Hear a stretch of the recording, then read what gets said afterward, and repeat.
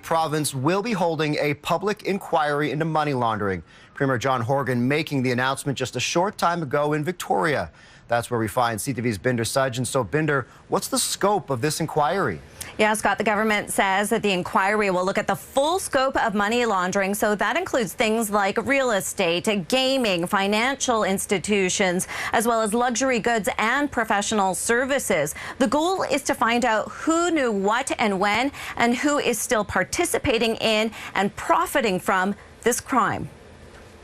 The Premier, Attorney General and Finance Minister making the announcement today. 3 reports into the money laundering problem show the staggering scale involved here. An estimated $7 billion was laundered through BC last year, according to experts, and $5 million of that was in real estate alone. Plus, we've seen evidence casinos and luxury vehicles are also being used by criminals to wash their money.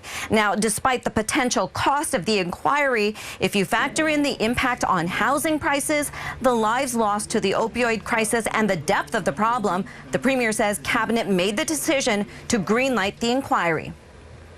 It's not that perhaps other governments were intoxicated by the revenues that kept coming in. There's certainly evidence of that. We'll see if the Commissioner finds that.